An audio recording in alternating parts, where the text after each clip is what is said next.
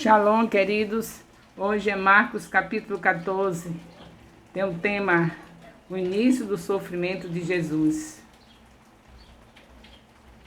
Neste capítulo 14 de Marcos, o estudo começa narrando a intenção das autoridades em matar Jesus. Destaca também a presença dele em Betânia, durante uma refeição na casa de Simão. Neste encontro, uma mulher unge Jesus com perfume caríssimo, em sinal de amor, reverência e gratidão. Algo que o Senhor elogia e diz que a atitude dela será lembrada para sempre. Após o relato de que Judas Iscariotes se reúne com as autoridades para entregar Jesus, ele agora procura oportunidade para entregá-lo. Durante a Páscoa, Jesus institui a ceia do Senhor em um memorial em seu nome, que é celebrado pela igreja até os dias de hoje. O Senhor os deixa cada vez mais intrigados sobre sua morte, e cada um, vez após vez, diz que jamais permitiriam isso. Pedro reage de forma ainda mais eloquente, dizendo que jamais o deixaria. Mesmo que todos fizessem isso, ele jamais deixaria. Nesse ponto, Jesus anuncia que ele o negará 3 vezes, antes que o galo cante duas. Jesus então vai ao Getsêmani para orar, para derramar a sua alma diante de seu Pai. Ele vai pedir que o prepare para o difícil momento do julgamento e da crucificação. Enquanto está no Getsêmani, Judas Iscariotes aparece com vários soldados para prendê-lo, fazendo isso na calada da noite, longe da multidão que poderia o impedir. Um julgamento ilegal é montado para condenar Jesus. Muitas acusações e testemunhas falsas foram reunidas contra o Senhor. Marcos 14 tem um contexto histórico.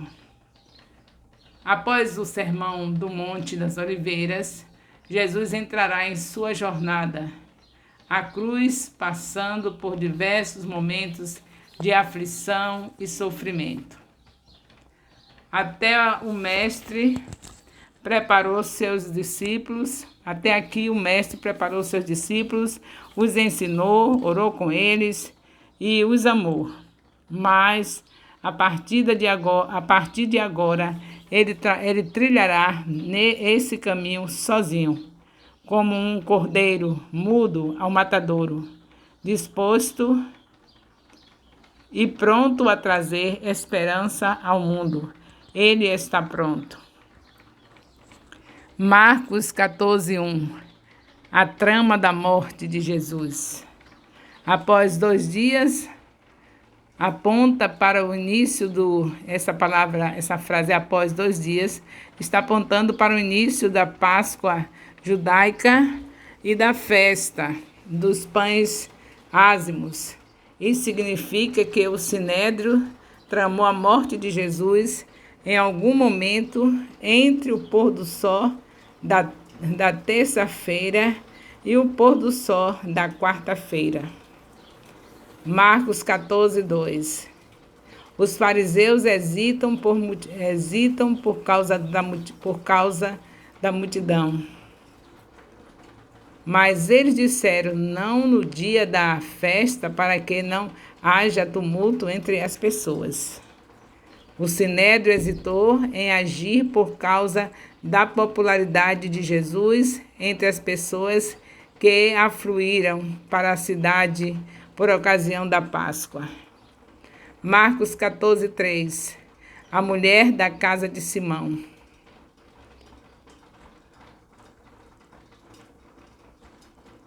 Uma mulher, Maria de Betânia, segundo João 12, de 2-3, derramou unguento de nardo puro, muito precioso, sobre a cabeça de Jesus.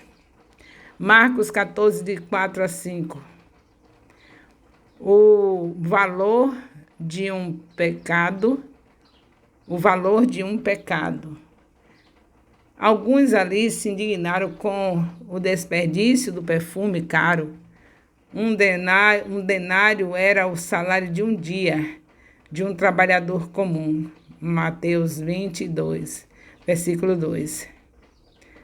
Sendo assim, o valor do perfume, 300 denários, quase equivalia ao salário de um ano de trabalho. Marcos 14:6. Jesus repreende os discípulos. Jesus repreendeu os que criticavam a mulher. Aquilo que eles consideravam um desperdício era, na verdade, uma boa obra. Seu ato foi nobre, porque ela fez para o Filho de Deus o que é digno de grandes sacrifícios. Marcos 14:7. Nem sempre me tereis. Os seguidores de Jesus sempre poderiam ministrar aos pobres, mas nem sempre teriam a chance de servir a Jesus em pessoa, sob a preocupação com os pobres. Deuteronômio 15, de 1-11. Essa preocupação com os pobres já foi determinada em Deuteronômio 15, de 1-11. Porém, os pobres sempre eles teriam os pobres para cuidar, mas Jesus tinha um tempo limitado, isto é, com o corpo humano, né? Porque Jesus continua vivo à destra do Pai, mas aqui na terra eles só tinham que cuidar dele ali, naquele período, porque ele já estava indo para o Pai. Marcos 14:8. Jesus reconhece sacrifícios. A expressão esta fez o que podia é quase idêntica ao que Jesus disse sobre a oferta da viúva pobre. Marcos 12, de 42-44. O que a viúva deu quase não tinha valor monetário. Esta mulher deu um presente caro, mas Jesus louva ambos da mesma maneira. Jesus interpretou o perfume como um óleo de unção provisório para o seu sepultamento próximo. Marcos 14:9. Todos saberão. Jesus predisse que o evangelho seria pregado em todo o mundo. Marcos 13:10. Quando isso acontecesse, esta ação da mulher seria contada em sua memória. Mateus 26:13. O fato de você estar lendo este versículo cumpre esta promessa. Estamos lendo porque Jesus tinha dito que nós todos iríamos saber da história dessa mulher. Marcos 14:10. A escolha de Judas Iscariotes, o traidor. Marcos menciona Judas Iscariotes aqui no relato da prisão de Jesus. Versículos 43 e 45. E na lista dos 12, Marcos 13:19. A expressão mostra claramente que a iniciativa da traição de Jesus foi de Judas. Ele não foi recrutado pelas autoridades. Ele mesmo quis trair. Marcos 14:11. A promessa dos fariseus. Somente Mateus 26:15 indicou quanto dinheiro Judas recebeu. A expressão ocasião oportuna lembra a expectativa do sinédrio de prender Jesus na ausência da multidão. Lucas 22, 6, para não causar qualquer tumulto. Marcos 14, 12. Os discípulos preparam a Páscoa. Os discípulos preparam a Páscoa. Jesus decidiu onde ele celebraria a Páscoa, mas seus discípulos foram os responsáveis para prepará-la. Os preparativos incluíam comprar e preparar um cordeiro, ervas amargas, pão ázimo, vinho, frutas picadas e etc. Marcos 14, 13 a 14. O homem do cântaro de água. Lucas 22, 8. Identificou os 2 discípulos como Pedro e João. Ide à cidade, indica que eles estavam fora de Jerusalém, provavelmente em Betânia. Um homem levando um cântaro de água era algo incomum. Normalmente as mulheres é que carregavam água em jarros de barro, ao passo que os homens carregavam em peles de animais. Encontrareis poderia significar que houve um encontro casual ou que o homem estava procurando por eles. Este homem aparentemente conhecia Jesus, visto que os discípulos identificaram Jesus de forma secreta com o Mestre. Identificaram Jesus de forma secreta com o Mestre. Marcos 14, de 15 a 16, o grande quarto. Pronto, nós estamos aqui nesse comentário. O grande quarto, o aposento, no versículo 14, era um grande quarto superior, provavelmente a câmara espaçosa do terraço de um homem rico. A sala estava pronta para acomodar um grupo grande. Marcos 14, 17, uma noite com os 12. Ao anoitecer, marcava o início de um novo dia pela contagem judaica, de acordo com Êxodo 12, 8. A refeição da Páscoa tinha que ser comida à noite e terminada à meia-noite. Marcos 14, 18. Um de vocês me trairá. Jesus já havia dito que seria traído. Marcos 9, 31, Marcos 10, 33. Agora ele acrescenta que o traidor seria um dos seus discípulos. As palavras um de vós que come comigo não identifica o traidor imediatamente, visto que todos os discípulos estavam comendo juntos. Marcos 14, 19. Os discípulos se questionam. Ninguém tentou contradizer Jesus ou fazer acusações. Aparentemente, Judas estava acima de qualquer suspeita naquele momento. A declaração dos discípulos, sou eu, esperava uma resposta negativa e uma palavra que os tranquilizasse da parte de Jesus. Marcos 14, 20. O traidor estava próximo. O fato do traidor estar comendo com Jesus significa que ele estava sentado ali perto. João 13, de 23 a 30. Marcos 14, 21. Ai daquele que traiu o Filho do Homem. Sobre Filho do Homem, ver em Marcos 2, de 8 a 11. Anteriormente, Jesus tinha dito que a traição fora predita pela Escritura. Este versículo liga o plano de Deus profetizado, conforme está escrito, às ações e responsabilidades humanas. Marcos 14, 22, a ceia do Senhor.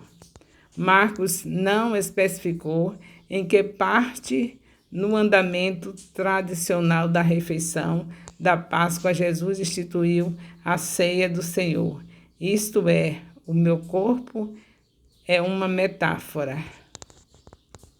Marcos 14, 23. O cálice da nova aliança. Todos beberam do mesmo cálice. Eucaristia deriva da palavra graças. Todos beberam do mesmo cálice. Marcos 14, 24. O sangue de Cristo. A expressão sangue do Novo Testamento lembra a instituição do pacto mosaico no Monte Sinai, quando os israelitas foram aspergidos com sangue. Êxodo 24, de 1 a 8, Hebreus 9, de 19 a 20, Hebreus 10, de 28 a 30. O sangue de Jesus estabeleceu um novo pacto. Por muitos é derramado, recorda as palavras de Jesus em Marcos 10, 45 e as palavras de Isaías 55, de 11 a 12, sobre o Messias morrer em favor de nós, em favor de outros. Marcos 14, 25, o reino de Deus virá. A fórmula solene de Jesus, na verdade, eu vos digo, foca a atenção do grupo no futuro escatológico. Embora Jesus tivesse explicado sua morte e o significado dela, este não seria o seu fim.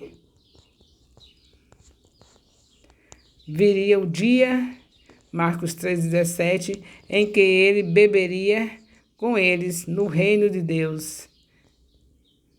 Marcos 15, 43 a 46. Ali não era o fim, era só momento, porque Jesus iria ressuscitar e todos nós iremos ceiar com ele quando chegarmos na eternidade. Então, não era o final ali. Marcos 14, 26, o hino de Aleluia. Tradicionalmente, a refeição da Páscoa terminava com as pessoas cantando um hino de Aleluia. Salmo 115 a 118. Marcos 14, 27. As ovelhas serão dispersas. Jesus disse aos discípulos, vos escandalizareis. A palavra grega para escandalizar significa literalmente tropeçar. Está escrito, fundamenta a predição de Jesus na Escritura do Antigo Testamento, especificamente em Zacarias 13, 7. Marcos 14, 28. Jesus prediz sua ressurreição. Jesus aludiu à sua ressurreição e acrescentou que iria reunir seus discípulos mais uma vez na Galileia para uma nova missão. Marcos 16, 7. Marcos 14, 29 a 31. Pedro é confrontado que negará sua fé. O impulsivo Pedro declara-se inabalável, mas Jesus predisse infalivelmente que ele se curvaria diante da oposição. Marcos 14, 32, o Getsemane. Getsemane significa prensa de oliva. Situado ao lado do Vale do Cedron, no declive oeste do Monte das Oliveiras, era o ponto de encontro costumeiro de Jesus e os discípulos. João 18, 2. Marcos 14, 33. Pedro, Tiago e João e a aflição do Mestre. Pedro, Tiago e João eram o círculo interno dos discípulos de Jesus. Marcos 5, 37, Marcos 13, 3. Todos garantiram estar prontos a morrer com ele. Marcos usou duas palavras raras para descrever as emoções de Jesus. Espantando só ocorre em Marcos. A palavra espantando só ocorre em Marcos, versículo 33. Marcos 15, Marcos 9, 15, Marcos 16, de 5 a 6. E tem o sentido de muito assustado. Espantado, ou seja, muito assustado. A palavra batida expressa inquietação extrema e também ocorre em Filipenses 2, 26. Marcos 14, 34. Vigia. A expressão até a morte indica a profundidade da angústia de Jesus. Profundidade da angústia de Jesus. Lucas 22, 43. Acrescentou que seu suor tornou-se como grandes gotas de sangue que caíam por terra. Marcos 14, 35. Jesus se prostra totalmente angustiado.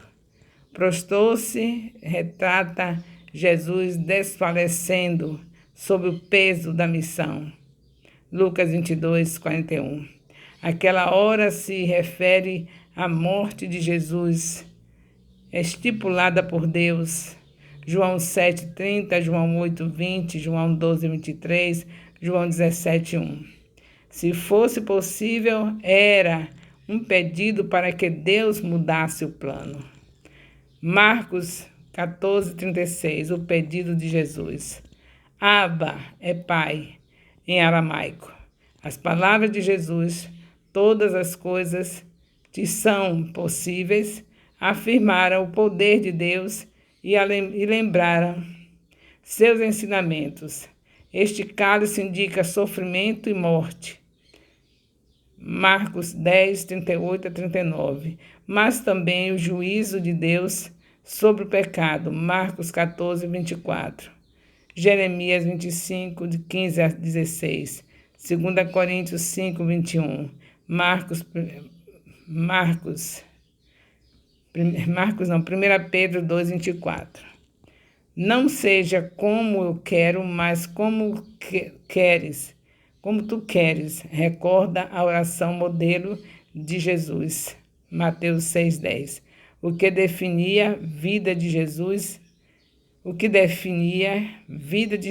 não era seu próprio desejo, mas a vontade do Pai é que ele queria fazer. João 6, 38. Marcos 14, 37. O sono dos discípulos. Ao falhar em manter-se acordado, Pedro foi destacado dos demais por causa da sua ousada alegações naquela noite. Versículo 29 a 31. Uma hora pode ser uma expressão idiomática e não literal. Marcos 14, 38. Vigia mais uma vez. O reconhecimento de Jesus de que a carne é fraca também pode estar se referindo a ele naquela noite, devido ao seu sofrimento, às fraquezas naturais humanas. Fome, cansaço podem oferecer grande perigo espiritual. Marcos 14, 39 a 40. Jesus volta a orar. Entorpecidos, os discípulos não souberam o que lhe responder. Isso lembra a experiência de Pedro na morte no Monte da Transfiguração e o silêncio dos discípulos em Marcos 9, 34. Marcos 14, 41 a 42. Seus discípulos dormem mais uma vez. Basta era uma expressão de irritação e serviu para acordar os que estavam dormindo. Jesus orou para que, se possível, aquela hora fosse afastada, mas Deus não concedeu esse pedido. Levantai-vos, vamos, era o chamado para encontrar a turba logo adiante e não um encorajamento para fugir. João 14, 31.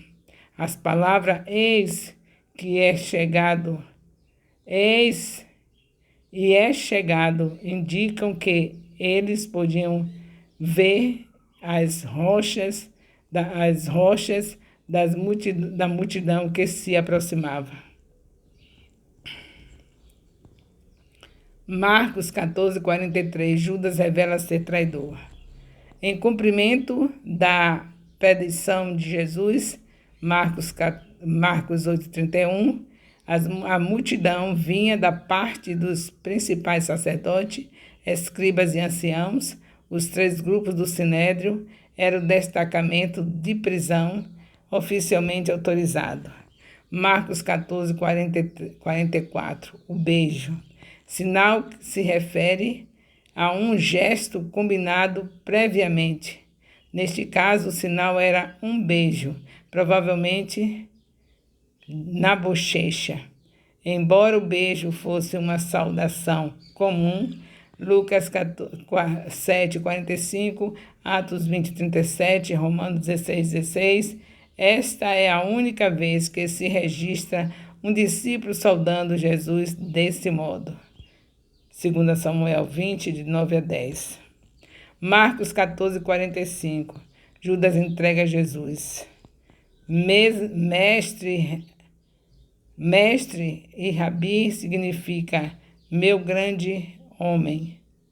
Era uma forma honrosa de se dirigir dirigir aos que ensinavam. Marcos 14, 46 a 47. Jesus é preso. O ataque ao servo do sumo sacerdote é registrado nos 4 evangelhos, Lucas 22, 49 a 51. João identifica o agressor como Pedro e o servo como Malco. Então, Pedro foi o agressor e o servo que foi cortado a orelha foi Malco. Aparentemente, os discípulos de Jesus perguntavam se deviam defendê-lo com espadas.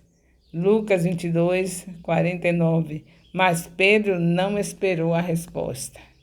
Sobre os discípulos de Jesus portarem espadas, vemos em Lucas 22, de 35 a 38.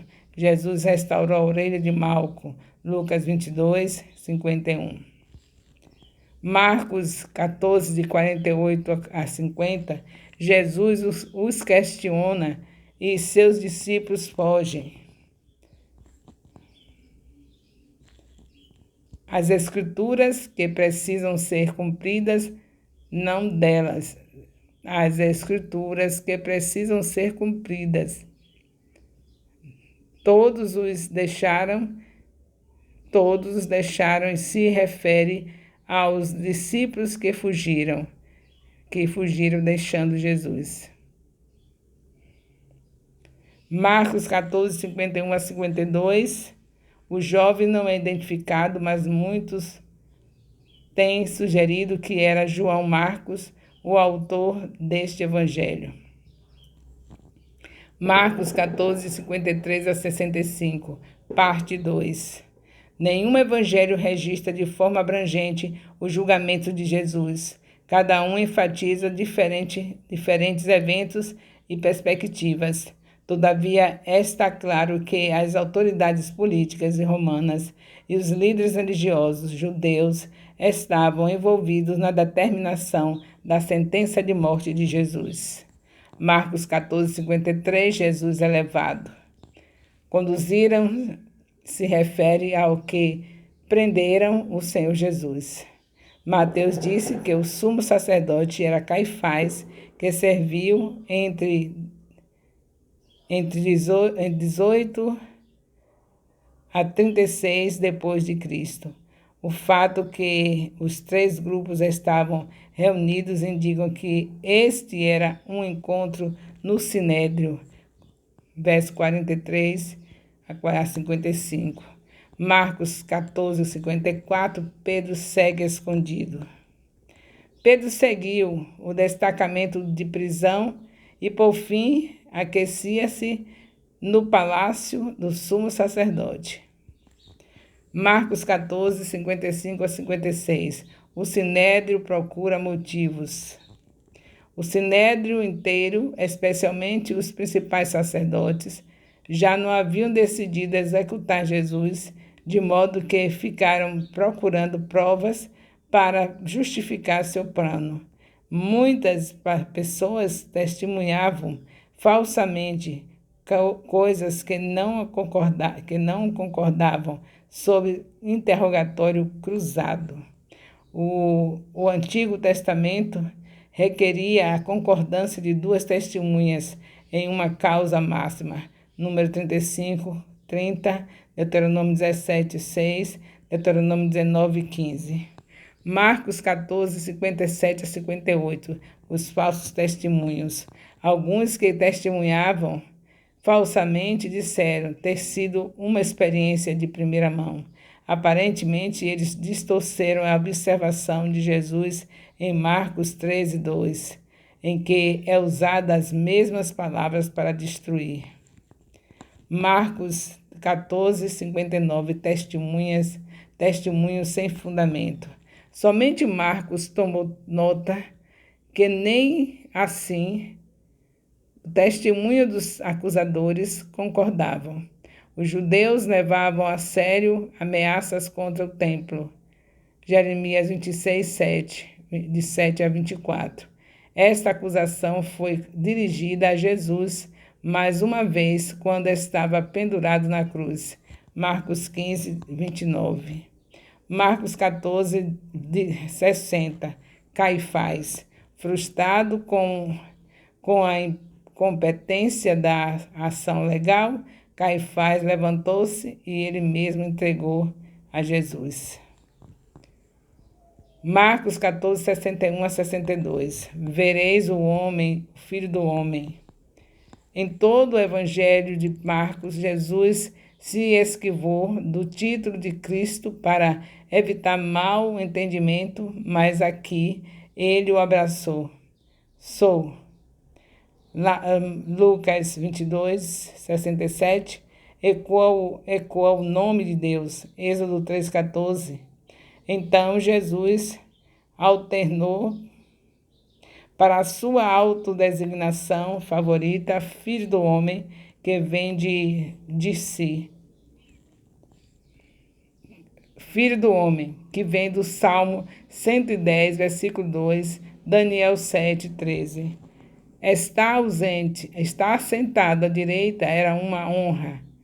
Marcos 10, 37 a 40. Vindo nas nuvens do céu, frequentemente é entendido como uma referência à segunda vinda, mas vereis levar muitos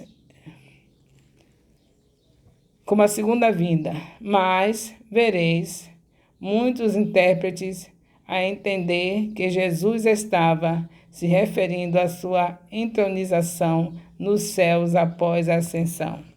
Marcos 14, 63, a indignação de Caifás. Rasgar as próprias vestes, simbolizava tristeza.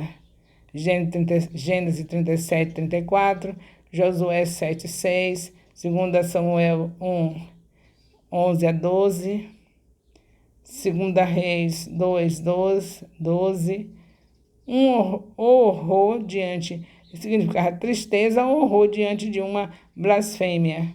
Segundo o sumo sacerdote, não havia necessidade de mais testemunhas, porque Jesus tinha se incriminado ao declarar ser o Cristo. Marcos 14, 64. Jesus é acusado de blasfêmia. Culpado de morte, indica por apedrejamento, por blasfêmia. Levítico 24, 10 a 16. Quando se diz culpado de morte, indica morte por apedrejamento ou por blasfêmia. Marcos 14, 65. Jesus é agredido.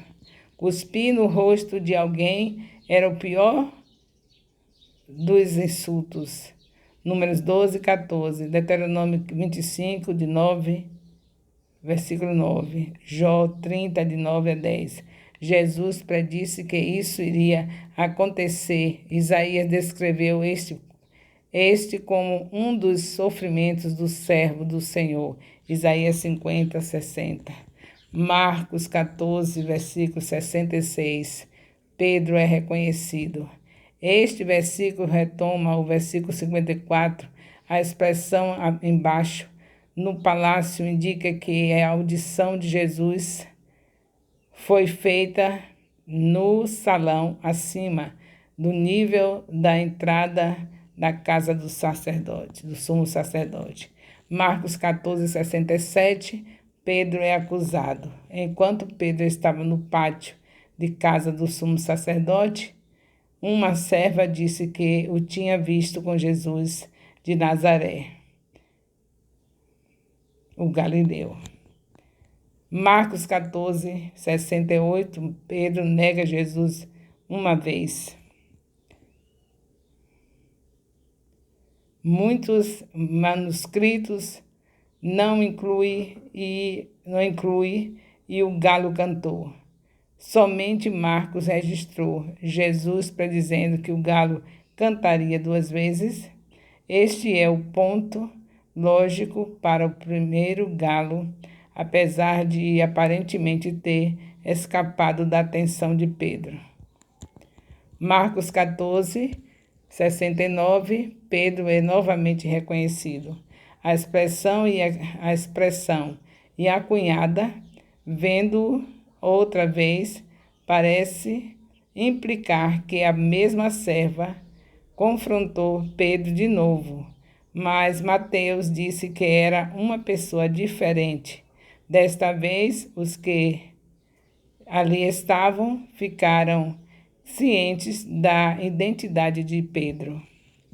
Marcos 14:7. Pedro nega Jesus uma segunda vez. O tempo do verbo negou sugere que Pedro repetidamente negou a conhecer Jesus. O sotaque de Pedro o identificou como galileu. Marcos 14:71. A jura de Pedro. As negações de Pedro aumentaram gradativamente. Amaldiçoar significa invocar a maldição de Deus sobre si. Jurar se refere a fazer juramento em nome de Deus. A maldição e o juramento de Pedro endossaram sua forte negação. Não conheço esse homem. Marcos 14:72, o cumprimento da palavra de Jesus e o choro de Pedro. Concluindo, tem início a narrativa que apresenta a morte e o sofrimento do nosso Senhor Jesus Cristo, com as quais todos nós devemos nos preocupar em familiarizar, não considerando a sua história apenas, mas o seu ministério terrestre, o seu mistério também. Aqui vimos a trama do sacerdote contra Jesus, a unção sobre Jesus em uma da ceia em Betânia, 2 dias antes da sua morte, um acordo de Judas com o sacerdote para traí-lo, a refeição, a Páscoa com os discípulos, a instituição da ceia e o seu sermão aos seus discípulos. Depois dela vem a agonia no jardim, a traição de Judas, a sua prisão, a acusação contra Jesus diante do sumo sacerdote, a sua condenação e as indignidades cometidas contra ele e a negação de Pedro. A maior parte dessa passagem nós já vimos antes do capítulo 26 do Evangelho de Mateus. A maior parte dessas passagens nós já vimos no capítulo 26 do Evangelho de Mateus. Mas como eu já falei, Deus gosta de repetir, porque Deus nos conhece.